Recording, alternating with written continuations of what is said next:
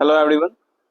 आज हम लोग करने वाले हैं सोल प्रोप्राइटरशिप। सोल प्रोप्राइटरशिप जो है वो चैप्टर 2 यानी फॉर्म्स ऑफ बिजनेस ऑर्गेनाइजेशन का एक टॉपिक है। इस चैप्टर में हम लोग पार्ट बाय पार्ट पढ़ेंगे, जितने भी टॉपिक्स होंगे, जैसे जितने भी फॉर्म्स ऑफ बिजनेस ऑर्गेनाइजेशंस होंगे उसके बारे में हम लोग पढ़ेंगे, जैसे sole proprietorship, partnership, company, cooperative society and joint Hindu family business. आगे हम लोग इसको देखते हैं कि क्या है इस चैप्टर में। सबसे पहला इस चैप्टर का जो नाम है that is forms of business organisation. Forms of business organisation, जो भी लीगल फॉर्म्स होंगे बिजनेस ऑर्गेनाइजेशंस के, वो हम लोग इस चैप्टर में पढ़ने वाले हैं। और बिजनेस हमेशा लीगल ही होता है, जो इलीगल होता है वो आपका बिजनेस नहीं कहलाता है। नाउ अब जैसे आप देख लो यहाँ पे कि ये फॉर्म्स ऑफ बिजनेस ऑर्गेनाइजेशन का एक फ्लो चार्ट है। इसमें क्या क्या है? प्राइवेट सेक्टर है, पब्लिक सेक्टर है और फिर ज्वाइंट सेक्टर है। अभी फिलहाल इस चैप्टर में हमें इस प्राइवेट सेक्टर में, वो भी नॉन इनकॉर्पोरेटेड में, sole proprietorship, partnership, joint Hindu family business, joint venture तो अभी नहीं पढ़ना है। फिर आगे कोऑपरेटिव सोसाइटीज और जॉइंट स्टॉक कंपनीज, ये पढ़ना है। फिर आगे के चैप्टर में हमारा जो थर्ड चैप्टर आएगा उसमें ये वाला पोर्शन आपका होगा, ठीक है, और जॉइंट वेंचर भी। अभी फिलहाल हम लोग फॉर्म्स ऑफ बिजनेस ऑर्गेनाइजेशन में प्राइवेट सेक्टर में नॉन इनकॉर्पोरेटेड और इनकॉर्पोरेटेड के बारे में पढ़ेंगे। नाउ सबसे पहला जो हमारा टॉपिक है दैट इज सोल प्रोप्राइटरशिप। अब ये सोल प्रोप्राइटरशिप है क्या? तो देखो, सोल वर्ड का मतलब होता है ओनली या सिंगल, और प्रोप्राइटर का मतलब होता है ओनर। तो जिस बिजनेस में भी सिंगल ओनर होगा, सिंगल पर्सन अगर उसका मालिक होगा, ऐसे बिजनेस को सोल प्रोप्राइटरशिप बिजनेस कहते हैं। यानी it means a business owned, financed, and controlled by a single person who is recipient of profit and bearer of all risk. Such businessman is called sole trader. ऐसे person को sole trader या sole proprietor भी कहते हैं, और such trade is known as sole trade या sole proprietorship। आगे अगर इसके कुछ फीचर्स को अगर हम लोग देखें तो सबसे पहला फीचर तो यही निकल के आता है, सिंगल ओनर से, अकेला मालिक होगा एक बिजनेस का, ठीक है। Sole owner of all assets and resources of the business. दूसरा है कंट्रोल। कंट्रोल किसके हाथ में होगा? ऑब्वियसली ओनर के ही हाथ में। Owner takes all decisions related to running of business. He can appoint professionals to help in operations, but the management lies in his hands. काम करने के लिए वो प्रोफेशनल्स को अपॉइंट कर सकता है, एज एन एम्प्लॉय वो प्रोफेशनल्स को अपॉइंट कर सकता है, कुछ लोगों को एम्प्लॉय कर सकता है, लेकिन मैनेजमेंट पूरा का पूरा इसके ही हाथ में होता है, ये किसी को डेलीगेट नहीं करता है। He can carry out all his plans without any interference from others. बिना किसी के इंटरफेरेंस से ये अपना डिसीजन खुद ले सकता है। नेक्स्ट है no separate legal entity. Business में, अकाउंटिंग में भी आप पढ़ोगे कि एक कॉन्सेप्ट होता है सेपरेट लीगल एंटिटी, है ना, या फिर business entity concept. Business entity concept क्या कहता है? बिजनेस एंटिटी कॉन्सेप्ट कहता है कि बिजनेस एंड द ओनर, यानी business and businessman, both are separate and distinct from each other. दोनों एक दूसरे से अलग है, लेकिन यहाँ पे ये वाला जो रूल है वो अप्लाई नहीं होता है, नो सेपरेट लीगल एंटिटी का। यानी legally there is no difference between business and businessman here. Business has no separate existence or entity from that of businessman. Separate legal entity का मतलब हो गया कि अब बिजनेस खुद का मालिक है, ठीक है। अब बिजनेस यहाँ पे क्या है, सेपरेट है ओनर से, लेकिन सोल प्रोप्राइटरशिप में ऐसा नहीं होता है, इसमें दोनों एक ही है। यानी कि बिजनेस का जो खर्च होगा वो इसके मालिक का भी खर्च हो सकता है, ओनर के भी खर्च हो सकता है, या जो भी इसके लाइबिलिटीज होंगी, है ना, बिजनेस की, वो सब इसके ओनर का भी होगा। इसमें कोई सेपरेशन नहीं है। This makes the owner completely responsible for all the business activities. आगे देखें कुछ और इसके फीचर्स हैं। एक है लिमिटेड अनलिमिटेड लाइबिलिटी।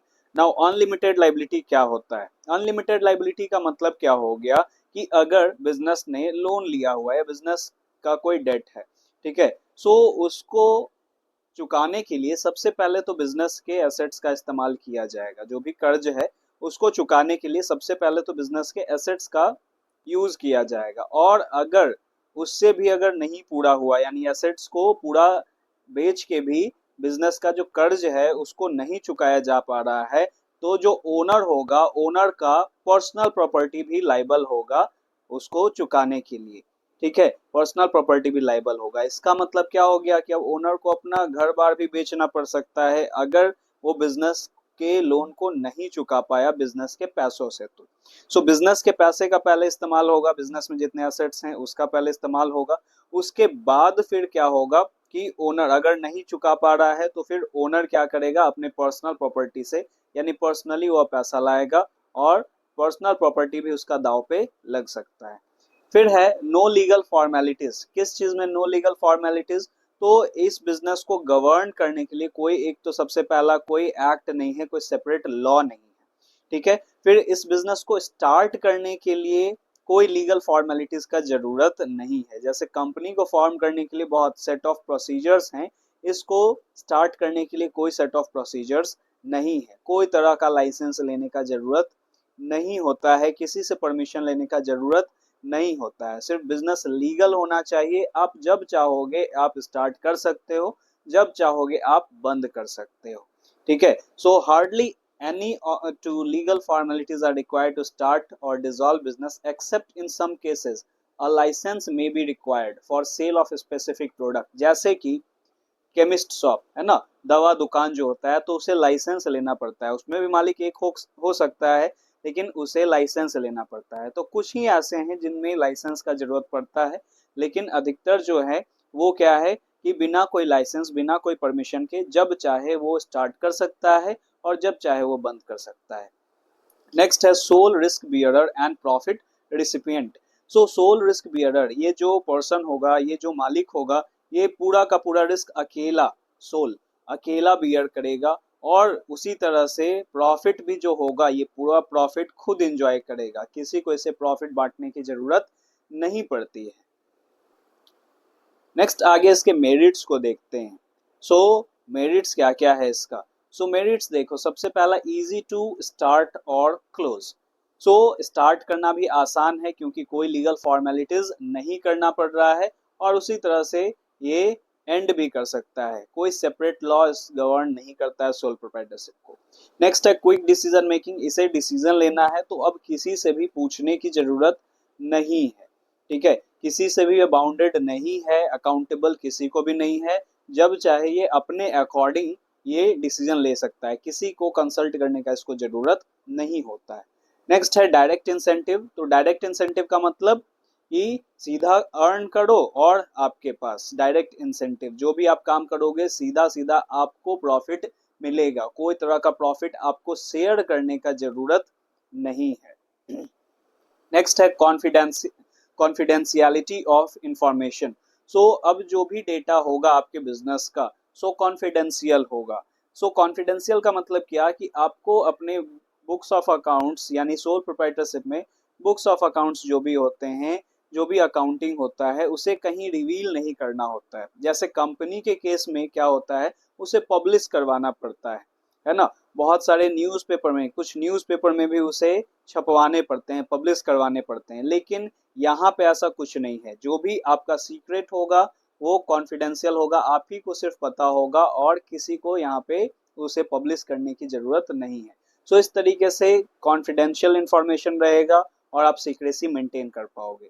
नेक्स्ट है sole recipient. Sole recipient, sole profit recipient का मतलब क्या हो गया, पूरा का पूरा प्रॉफिट जो भी हो रहा है वो ओनर के पॉकेट में जाने वाला है, उसे किसी को बांटने की जरूरत नहीं है क्योंकि अकेला मालिक है। नेक्स्ट आ जाते हैं कुछ लिमिटेशंस या डीमेरिट्स। तो सबसे पहला है लिमिटेड फाइनेंशियल रिसोर्सेज। अब एक अकेला आदमी कितना ही पैसा लगा पाएगा अपने बिजनेस में, सो लिमिटेड फाइनेंशियल रिसोर्सेज होता है। दूसरा कि उसे अगर लोन भी लेना है, एक तो सबसे पहला उसको खुद का पैसा लगाना पड़ता है बिजनेस में जो कि लिमिट हो सकता है, और दूसरा कि वो अगर लोन भी लेने जाएगा तो अकेला जब पर्सन है और सोल प्रोप्राइटरशिप में ज़्यादा अलग अलग तरह के लोन्स अवेलेबल नहीं है।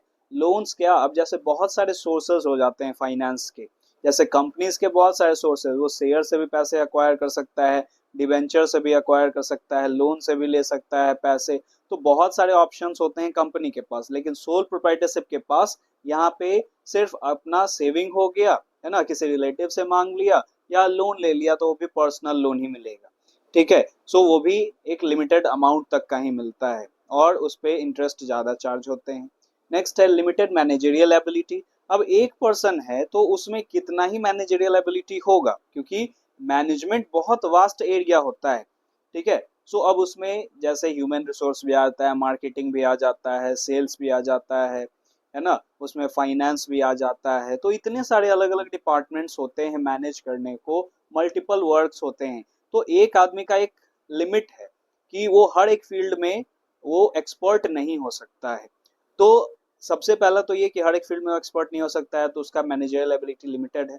दूसरा, उसके पास उतने पैसे भी नहीं होते हैं कि वो एक्सपर्ट को हायर कर पाए, है ना। अब जैसे इसका एग्जांपल, बेस्ट एग्जांपल आप देख सकते हो किराना शॉप। क्या उसके पास उतने पैसे हैं? आप अब किराना शॉप दिमाग में रखोगे, ग्रोसरी शॉप अगर दिमाग में रखोगे तो आपको सब क्लियर हो जाएगा, जितने भी फीचर्स हैं, मेरिट्स हैं, डीमेरिट्स है, सब आपको क्लियर हो जाएगा।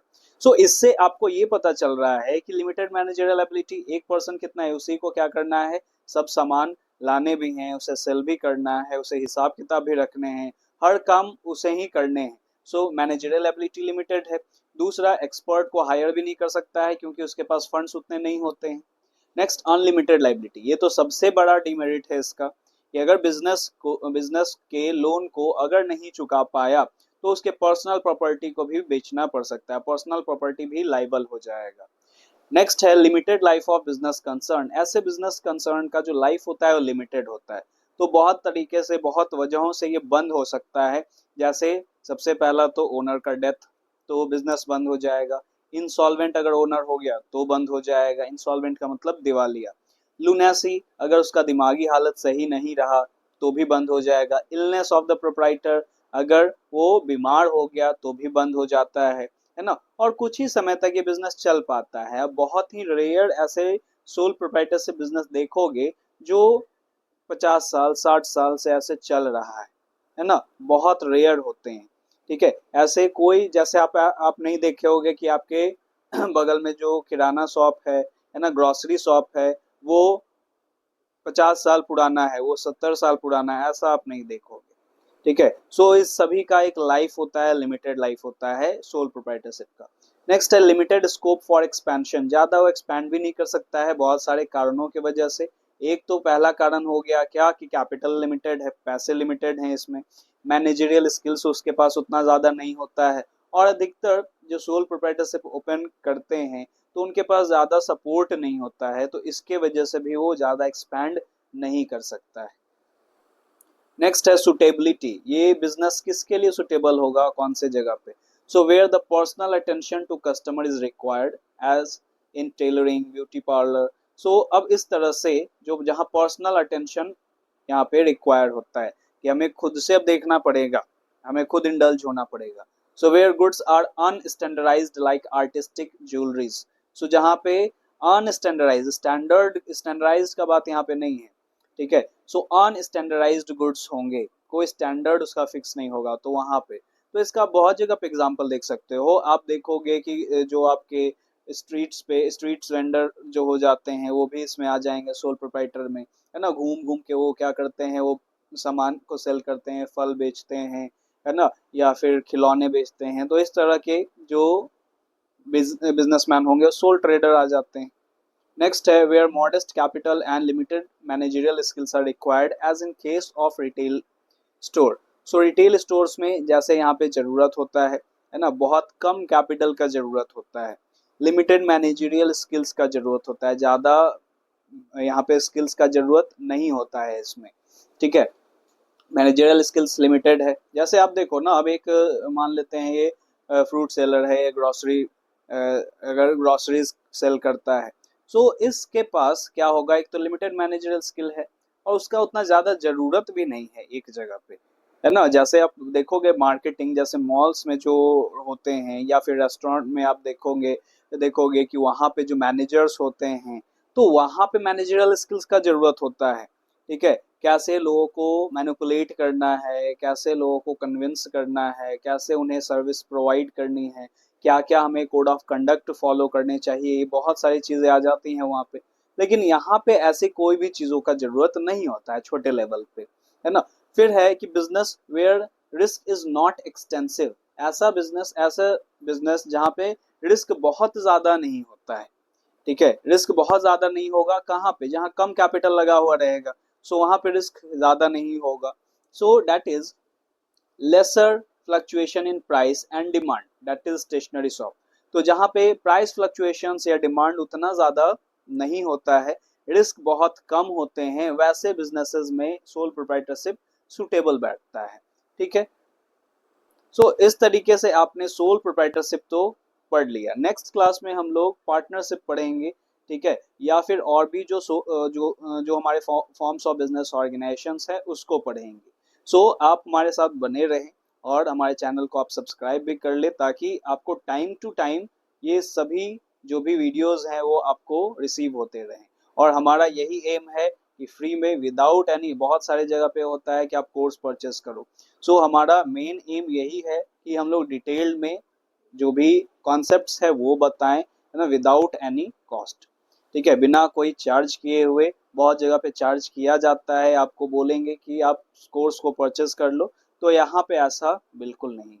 और हमारा जो चैनल है वो कंटिन्यूटी बनाए रखेगा, है ना। सो इसके वजह से आप जरूर से जरूर फॉलो करें। Thanks for watching. Thank you everyone.